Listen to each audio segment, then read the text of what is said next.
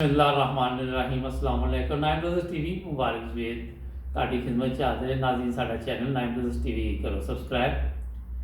ਹਬੀਬੁੱਲਾ ਤਾਹਿਰ ਸਾਹਿਬ ਸਾਡੇ ਅੱਜ ਮਹਿਮਾਨ ਨੇ। ਤਕਰੀਬਨ 34 ਸਾਲ ਤੋਂ ਜਨਾਬ ਜਰਮਨੀ 'ਚ ਰਹਿ ਰਹੇ ਨੇ, ਪਾਕਿਸਤਾਨ ਰਬੂਆ ਤੋਂ ਤਲਕ। ਅਸੀਂ ਇੱਕ ਦੂਜੇ ਨੂੰ ਉੱਥੋਂ ਪਾਕਿਸਤਾਨ ਤੋਂ ਜਾਣਨੇ ਕਾਫੀ ਦੇਰ ਬਾਅਦ ਇਹਨਾਂ ਨਾਲ ਜਿੱਥੇ ਮੁਲਾਕਾਤ ਹੋਈ। ਜਲਸੇ ਵਗੈਰਾ ਤਾਂ ਹੁੰਦੀ ਰਹਿੰਦੀ ਸੀ, ਕਿ ਐਸਾ ਜਲਸਾ ਵੀ ਨਹੀਂ ਹੋ ਰਿਹਾ, मगर मुलाकात होगी। इन्होंने मैं गपशप लगाने हैं। हाँ जी, अस्सलाम वालेकुम जी। वालेकुम। हाँ जी, बहुत शुक्रिया तुसी नाइन ब्रदर्स टीवी ते तशरीफ ले आए। की हाल साडा? जी अल्हम्दुलिल्लाह जी, शुक्र अल्हम्दुलिल्लाह, सब ठीक है। कैसी गुजर रही जिंदगी? मैं क्या जिंदगी बेहतरीन जी अल्हम्दुलिल्लाह, अल्लाह ताला का शुक्र अदा करना चाहिए जिस तरह भी गुजरी है जी जी। तो जर्मनी अपना इन्ना अरसा जिंदगी का जवानी सारी इत्थे गुजारती? जी जवानी, बल्कि हाँ जी बिल्कुल ज़्यादा टाइम जो जवानी का इतने गुजार देता है। ठीक जी। तो पाकिस्तान जाते रहते? पाकिस्तान मुबारक साहब अक्सर चक्कर लगता है, ठीक। लेकिन लास्ट मैं कोई 5 साल पहले गया सी। अच्छा। तो उसके बाद फिर अल्लाह ताला ने कोई ऐसा मौका नहीं पैदा किया जान का, मैं नहीं गया। जी जी। अच्छा, ये सब दसो कि पाकिस्तान की सियासत तुसी देखते रहंदे जे, असीं भी इत्थे देखने। जी जी। ਅਸੀਂ ਜਦੋਂ ਪਾਕਿਸਤਾਨ ਰਬੂਏ ਰਹਿੰਦੇ ਹੁੰਦੇ ਸੀ, ਮਾਹੌਲ ਹੋਰ ਸੀ। ਹੁਣ ਕਾਫੀ ਤਬਦੀਲੀ ਆ ਚੁੱਕੀ ਹੈ, बिल्कुल। ਰਸ਼ ਪੈ ਗਿਆ, ਦੁਨੀਆ ਹੀ ਦੁਨੀਆ ਹਰ ਤਰਫ ਆ ਗਈ। ਮਗਰ ਉੱਥੇ ਦੀ ਜਿਹੜੇ ਲੋਕ ਹੈ ਉਹਨਾਂ ਨੂੰ ਦੇ ਵਿੱਚ ਤੁਸੀਂ ਕੋਈ ਤਬਦੀਲੀ ਦੇਖੀ पाकिस्तान के लोगों में ਜਿਹੜੇ ਪਾਕਿਸਤਾਨ 'ਚ ਰਹਿ ਰਹੇ ਨੇ? देखो जी, लोगों ने तब्दीली ते मादा परस्ती से ज़्यादा हो गई। ਬਿਲਕੁਲ ਦਰੁਸਤ। नफसा नफसी का आलम है। जी जी। दूसरा हालात जड़े ने वो ज़्यादा दिन ब दिन बिगड़ गए ने जी जी। मुआशी तौर पर भी, और अमनी जड़ी सूरत हाल है अमन की वो भी इतनी अच्छी नहीं है। नहीं है बिल्कुल। वो कि हुन हुकूमत ने कुछ अच्छे इकदाम किए ने, जी जी। और अल्लाह ताला दे फजल नाल उम्मीद है कि मुल्क विच अमन आएगा और अमन की फिजा दोबारा कायम होएगी। जी। काफ़ी हद तक बेहतरी आई है इस मामले दे विच। ਅੱਛਾ, ਲੇਕਿਨ ਜਦੋਂ ਤੁਸੀਂ ਇੱਥੇ ਯੂਰਪ ਦੇ ਵੱਲ ਦੇਖਦੇ ਜੇ, ਇੰਨੇ ਅਰਸੇ ਤੋਂ ਤੁਸੀਂ 34 ਸਾਲ ਤੋਂ ਜਰਮਨੀ 'ਚ ਰਹਿ ਰਹੇ ਜੇ, ਤੇ ਜਦੋਂ ਪਾਕਿਸਤਾਨ ਵੱਲ ਦੇਖਦੇ ਜੇ ਤੇ ਤੁਸੀਂ ਸੋਚਦੇ ਜੇ ਕਿ ਕੀ ਵਜ੍ਹਾ ਇਹ ਮੁਲਕ ਕਿਉਂ ਤਰੱਕੀ ਕਰ ਗਏ?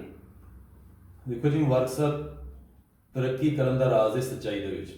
बिल्कुल दुरुस्त। जी जी। ਜਿਹੜੀਆਂ ਕੌਮਾਂ ਸੱਚਾਈ ਤੇ ਔਰ ਅਦਲ ਔਰ ਇਨਸਾਫ ਤੇ ਕਾਇਮ ਰਹਿੰਦੀਆਂ ਨੇ जी जी। ਔਰ ਉਸ ਤੇ ਅਮਲ ਕਰਦੀਆਂ ਨੇ, जी जी। ਉਹ ਹਮੇਸ਼ਾ ਤਰੱਕੀ ਕਰਦੀਆਂ ਨੇ। ਜ਼ਬਰਦਸਤ। ਔਰ ਇਹੀ ਇੱਕ ਰਾਜ ਹੈ ਤਰੱਕੀ ਦਾ। ਜੀ ਜੀ।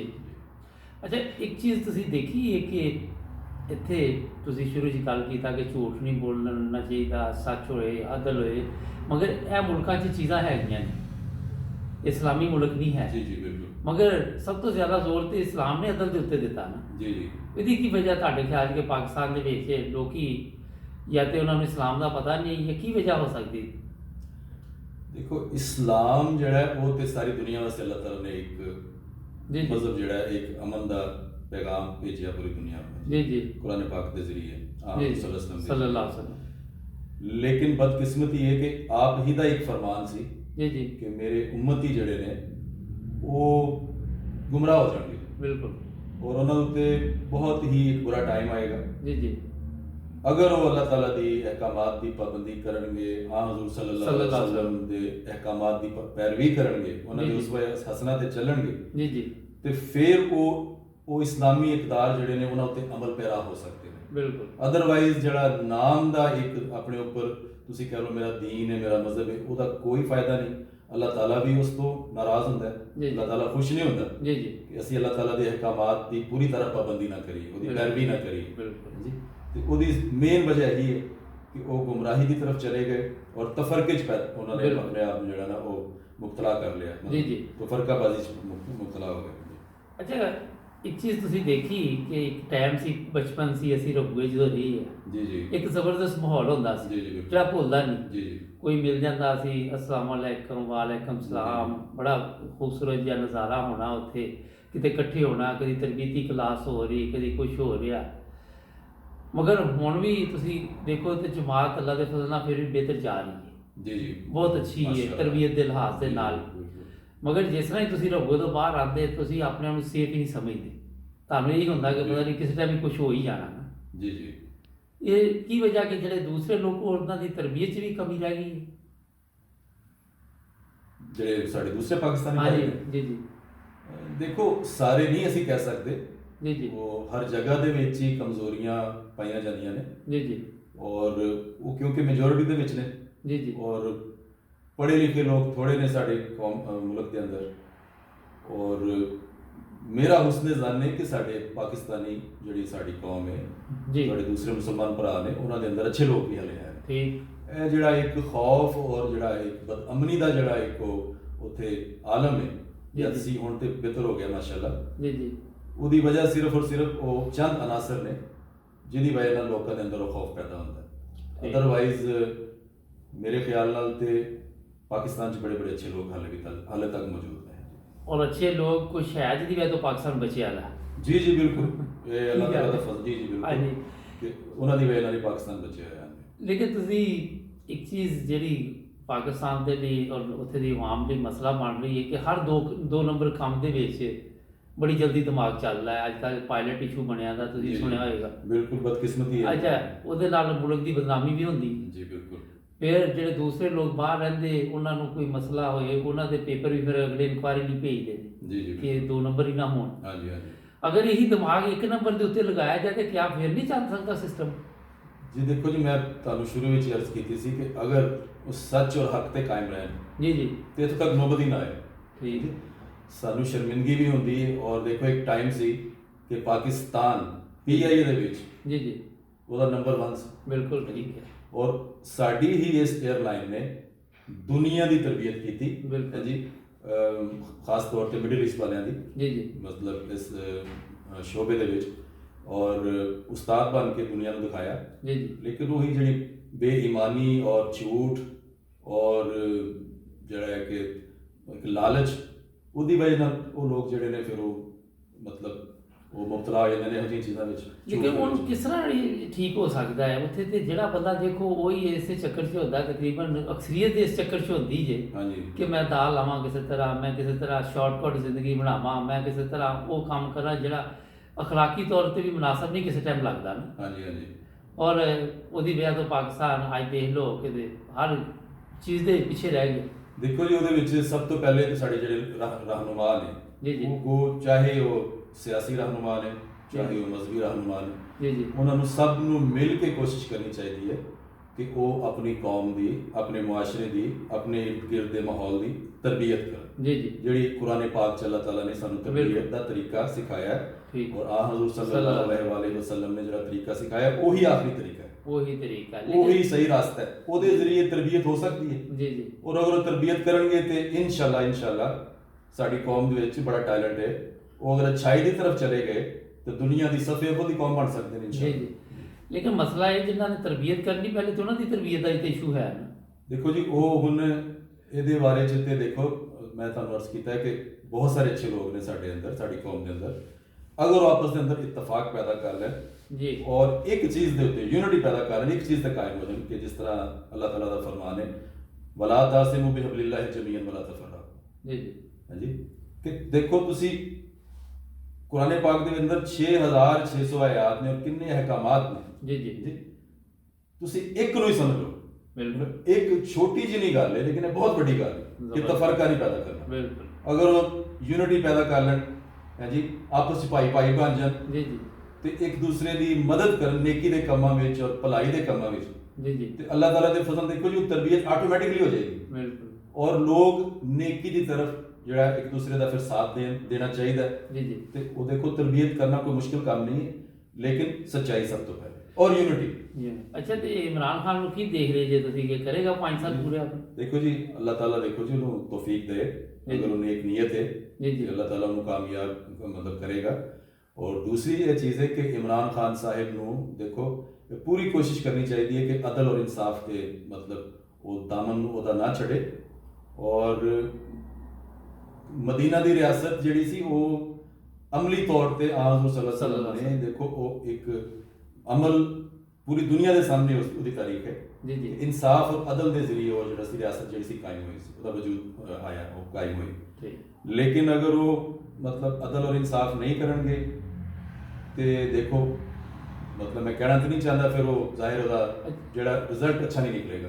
ਅੱਛਾ 2.5 ਸਾਲ ਤਕਰੀਬਨ ਹੋ ਚੱਲੇ, ਨਜ਼ਰ ਤੇ ਕੋਈ ਨਹੀਂ ਆਇਆ ਹਾਲੇ ਤੱਕ ਕਿਤੇ ਇਨਸਾਫ। ਕਦੀ ਜੱਜਾਂ ਦਾ ਇਸ਼ੂ ਬਣ ਜਾਂਦਾ ਹੈ, ਜੀ ਜੀ ਕਦੀ ਕੋਈ ਜਿਹੜੀ ਚੀਜ਼ ਤੇ ਉਹ ਕਹਿੰਦੇ ਨੇ ਉੱਥੇ ਦੇ ਉਲਮਾ ਉਹ ਵੀ ਦਸਤਖਤ ਕਰਵਾ ਲੈਂਦੇ ਨੇ ਉਹਦੇ ਕੋਲੋਂ, ਕੋਈ ਚੈਨਲ ਬੰਦ ਕਰਵਾਉਣਾ ਚਾਹੁੰਦੇ ਨੇ ਉਹ ਕਰਵਾ ਲੈਂਦੇ, ਤੇ ਨਜ਼ਰ ਤੇ ਕੋਈ ਚੀਜ਼ ਆਈ ਨਹੀਂ 2.5 ਸਾਲ 'ਚ। ਦੇਖੋ ਜੀ, ਬਦਕਿਸਮਤੀ ਨਾਲ ਉਹ ਜਿਸ ਪੋਜੀਸ਼ਨ 'ਚ ਇਮਰਾਨ ਖਾਨ ਸਾਹਿਬ ਨੂੰ ਵਜ਼ਾਰਤ ਮਿਲੀ ਹੈ ਜੀ ਜੀ ਜੀ, ਉਹ ਸਾਡੇ ਪ੍ਰਾਈਮ ਮਿਨਿਸਟਰ ਨੇ ਹਾਂਜੀ, ਉਹ ਐਸੇ ਹਾਲਾਤ ਸਨ ਕਿ ਅਗਰ ਕੋਈ ਵੀ ਉੱਥੇ ਆਂਦਾ, ਇਮਰਾਨ ਖਾਨ ਸਾਹਿਬ ਦੇ ਇਲਾਵਾ ਵੀ ਕੋਈ ਆ ਜਾਂਦਾ, ਤੇ ਉਹਨਾਂ ਵਾਸਤੇ ਬਹੁਤ ਮੁਸ਼ਕਿਲ ਹੋਣੀ ਸੀ।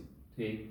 ਤੇ ਮੇਰੀ ਤੇ ਇਹੀ ਰਿਕੁਐਸਟ ਹੈ ਜੀ ਆਪਣਾ ਹਕੂਮਤ ਨੂੰ ਵੀ ਔਰ ਆਪੋਜੀਸ਼ਨ ਨੂੰ ਵੀ ਜੀ ਜੀ ਕਿ ਦੇਖੋ, ਅਗਰ ਉਹ ਕੋਈ ਅੱਛੇ ਕੰਮ ਕਰ ਰਹੇ ਨੇ, ਭਲਾਈ ਦੇ ਕੰਮ ਕਰ ਰਹੇ ਨੇ ਹਾਂਜੀ, ਜੀ ਜੀ ਮੁਲਕ ਵਾਸਤੇ ਬਿਹਤਰੀ ਦੇ ਕੰਮ ਕਰ ਰਹੇ ਨੇ, ਤੇ ਅੱਲਾਹ ਤਾਲਾ ਦਾ ਹੁਕਮ ਹੈ, ਆ ਹਜ਼ੂਰ ਸੱਲੱਲਾਹੁ ਅਲੈहि ਵਸੱਲਮ ਦਾ ਹੁਕਮ ਹੈ ਕਿ ਤੁਸੀਂ ਉਸ ਭਾਈ ਦਾ ਸਾਥ ਦਿਓ। ਬਿਲਕੁਲ ਹਾਂਜੀ। ਦੁਰੁਸਤ ਫਰਮਾਇਆ। ਤੇ ਆਪੋਜੀਸ਼ਨ ਨੂੰ ਵੀ ਉਹਨਾਂ ਦਾ ਸਾਥ ਦੇਣਾ ਚਾਹੀਦਾ ਹੈ, ਔਰ ਭਾਈ ਬਣ ਜਾਣ ਸਾਰੇ, ਜੀ ਜੀ। ਤੇ ਅੱਲਾਹ ਤਾਲਾ ਦੇ ਫਜ਼ਲ ਨਾਲ ਫਿਰ ਕਾਮਯਾਬੀ ਸਾਨੂੰ ਜ਼ਰੂਰ ਜਿਹੜੀ ਹੈ ਮਿਲੇਗੀ।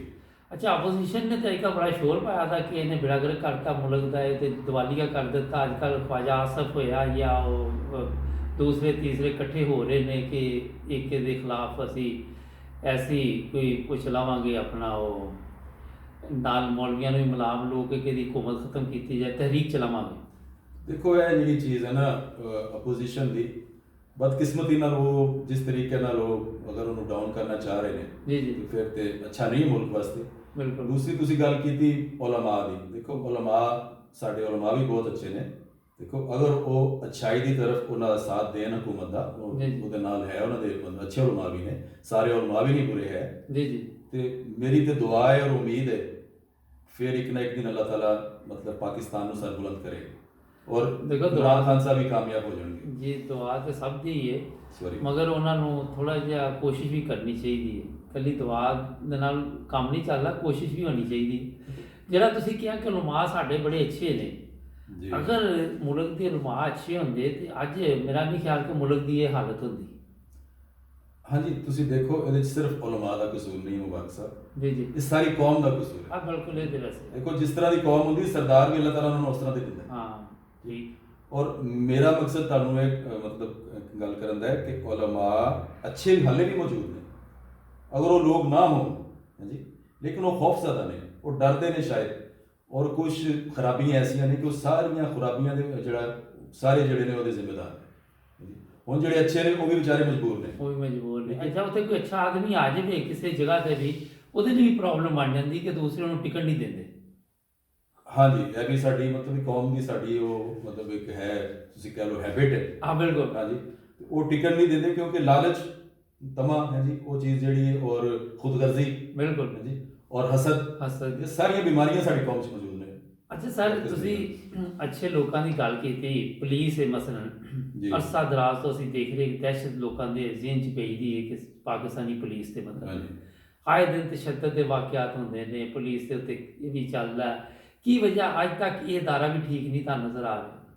ਮੁਬਾਰਕ ਸਾਹਿਬ, ਸਿਰਫ ਉਹਦੀ ਜਿਹੜੀ ਬੁਨਿਆਦੀ ਵਜ੍ਹਾ ਉਹੀ ਹੈ ਕਿ ਉਹ ਲੋਕ ਇਮਾਨਦਾਰੀ ਤੇ ਕਾਇਮ ਨੇ, ਬੇਈਮਾਨੀ। ਕੋਈ ਵੀ ਤੁਸੀਂ ਸ਼ੋਭਾ ਲੈ ਲਓ, ਪੁਲਿਸ ਨਹੀਂ, ਮਤਲਬ ਸਾਡੇ ਜਿੰਨੇ ਵੀ ਸ਼ੋਭੇ ਨੇ ਪਾਕਿਸਤਾਨ ਦੇ, ਬਦਕਿਸਮਤੀ ਨਾਲ ਉਹਨਾਂ ਦੇ ਅੰਦਰ ਉਹ ਖਿਆਨਤ, ਬਦਦਿਆਨਤੀ ਜੀ ਜੀ, ਉਹ ਇੱਕ ਬਦਕਿਸਮਤੀ ਹੈ ਜੀ ਜੀ। ਔਰ ਅੱਲਾਹ ਤਾਲਾ ਕਰੇ ਕਿ ਉਹ ਉਸ ਚੀਜ਼ ਨੂੰ ਅੱਲਾਹ ਤਾਲਾ ਦੂਰ ਕਰ ਦੇ ਉਹਨਾਂ ਦੇ ਦਿਲਾਂ ਦੇ ਅੰਦਰੋਂ, ਉਹਨਾਂ ਦੇ ਦਿਮਾਗਾਂ ਦੇ ਅੰਦਰੋਂ, ਔਰ ਉਹ ਨੇਕ ਇਨਸਾਨ ਬਣ ਜਾਣ, ਅੱਛੇ ਇਨਸਾਨ ਬਣ ਜਾਣ। ਦੇਖੋ, ਯੂਰਪ ਦੇ ਅੰਦਰ ਅਸੀਂ ਬੈਠੇ ਹਾਂ, ਇੱਥੇ ਇਮਾਨਦਾਰੀ ਹੈ, ਇਮਾਨਦਾਰ ਉਹ ਕਿ ਇਹ ਲੋਕ ਕੁਰਾਨ ਪਾਕ ਨੂੰ ਵੀ ਨਹੀਂ ਮੰਨਦੇ ਜੀ, ਲੇਕਿਨ ਇਹਨਾਂ ਦੇ ਅੰਦਰ ਖੂਬੀਆਂ ਨੇ। ਜਦ ਤੱਕ ਅਸੀਂ ਆਪਣੇ اخلاق ਨਹੀਂ ਅੱਛੇ ਕਰਾਂਗੇ ਜੀ ਜੀ, ਔਰ ਉਹ اخلاق ਜਿਹੜੇ ਨੇ ਉਹ ਮਤਲਬ ਕੌਮਾਂ ਨੂੰ ਬਣਾਉਂਦੇ ਨੇ। ਬਿਲਕੁਲ, ਪੁਲਿਸ ਵੀ ਅੱਛੀ ਬਣ ਜਾਏਗੀ ਅਗਰ ਉਹ ਇਸ ਚੀਜ਼ ਤੇ ਇਮਾਨਦਾਰ ਹੋ ਜਾਣਗੇ। ਲੇਕਿਨ ਮਾਸ਼ਾਅੱਲਾ ਕਹਿ ਤੇ ਰਹੇ ਜੇ, ਲੇਕਿਨ ਏਡੀ ਜਲਦੀ ਉਹ ਨਜ਼ਰ ਨਹੀਂ ਆਉਂਦੇ ਪਏ ਕਿਉਂਕਿ ਉਹ ਮਸਾਇਲ ਕਾਫੀ ਨੇ ਉਹਨਾਂ ਦੇ ਲਈ।